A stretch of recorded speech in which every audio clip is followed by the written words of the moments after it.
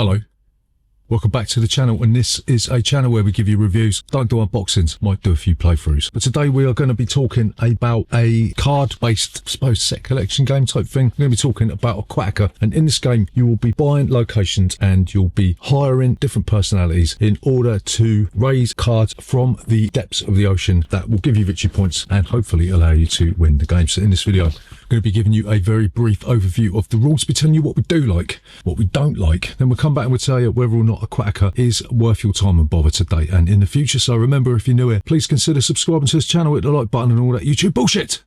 See you after this.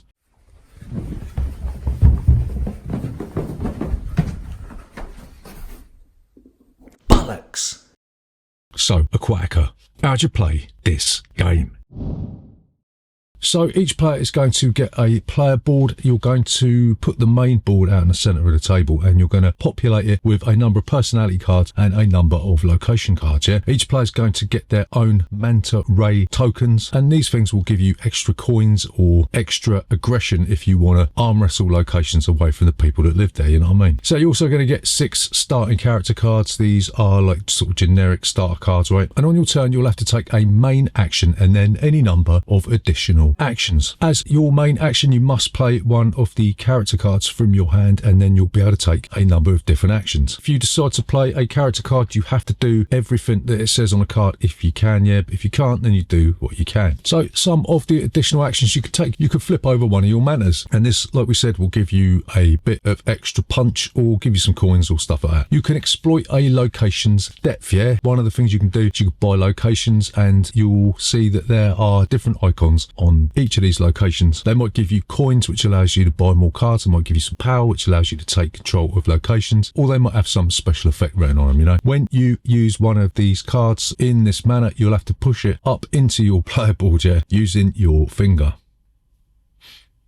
So the cards might have different effects on them, yeah? You might be able to recruit a personality. You'll have to pay a number of coins. Coins don't actually exist in the game, they'll be on cards and stuff. You have to get coins from different places, yeah? If you do that, you'll add this personality to your hand and you'll slide everything down, and then all that stuff will become a little bit cheaper. You can buy a location in the same way that you bought a personality, or you can send in your fucking F-16 fighter jets and you can just take it if you want, but you'll have to use the power symbol instead of coins. You can raise a location. If you see the green icon with a number or just a little arrow thing, then you'll be able to push any of the locations that are on your player board up one space, or maybe you'll be able to do like more than one, you know what I mean? When you do this, there will be a raise effect that will allow you to do something else. So this is a good opportunity in doing this. You'll be able to chain actions together, right? You can use the score action if you want, but you've got to have raised a location fully up to its top level, yeah? If you do this, you take a card off your player board and stick it in your discard pile, and you'll get that number of prosperity points that's on the card, right? You can scout. What you'll do, you'll take every location from the top row, chuck them in a discard pile, and then you'll fill the top row up from the second row, and you'll discard any excess cards, and then you'll fill the second row up. So this is a way of getting rid of cards that you don't necessarily want to buy, or cards that have been hanging around like a bad smell. So those are all the actions that you can take in this game. There's also some achievements that you can aim to fulfill that will give you quite a few points if you do them, yeah? These range from needing to have 8 characters in your hand, or maybe you'll need 5 locations on your player board, that sort of thing. So the end of the game is triggered when one player has accomplished 4 goals. The location deck runs out, or the character deck runs out, and when that happens, the player with the most prosperity points will be the winner of Aquatica. So what do we like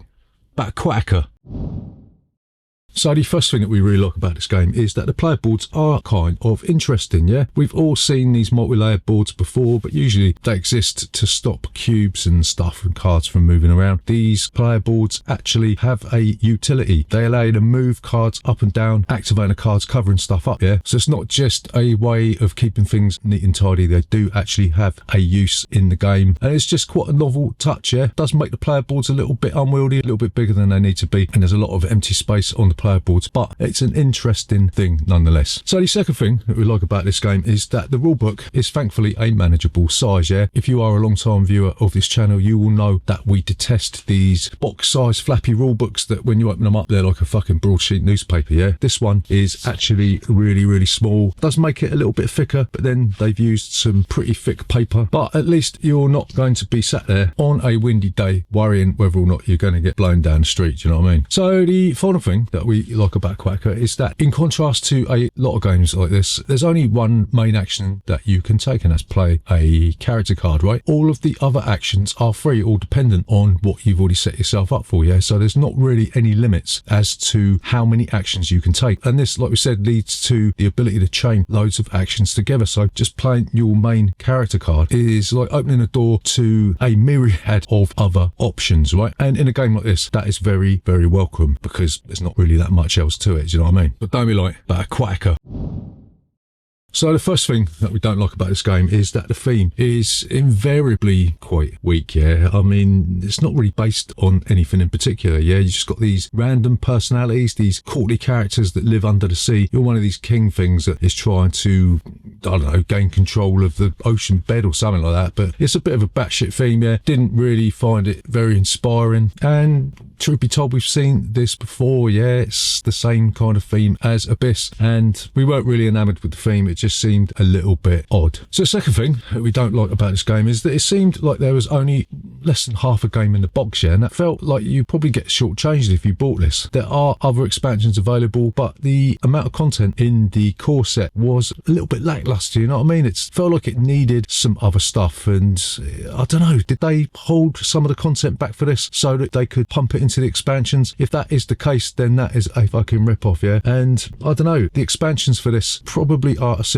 because there's not much content in the box here. But then if you get the other two expansions, that means that this game's going to be about 60 or 70 quid, and there's no fucking way it's worth that, yeah? So it seems like the publisher or whoever scrimped on original content for the box in a bid to either save money or make money so that you bought the expansions. So the final thing that we don't like about Aquatica is that the personality cards, whilst they are your main action, yeah, they kind of like double up, and they're not really that exciting, yeah? I mean, they basically just give you coins or allow you to buy locations, yeah, or give you power and that, just basic stuff, yeah? There's not really any characters in here that when you look at them you think, oh fucking hell, yeah, that'll do. It's just sort of boring generic actions that really make me feel like the additional actions are where the meat and potato of this game's are, and in a sense it sort of flips the traditional thing of your main action being the main focus of your turn on its head, and that seems a little bit counterintuitive to me, do you know what I mean? So to summarise, is Aquatica worth your time and bother today and in the future?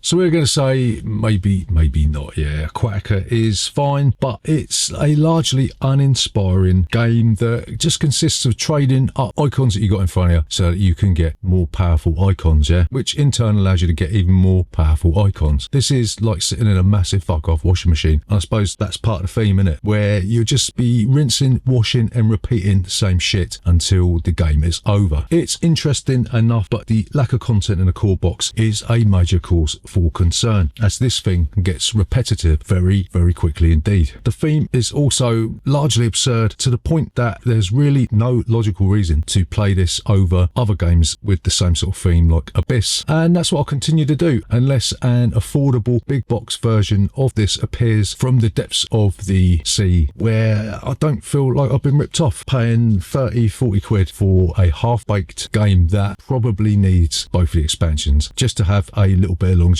So there you go, that is Aquatica. Remember, if you are new here, then please consider subscribing to this channel with the like button and all that YouTube bullshit. See you next time.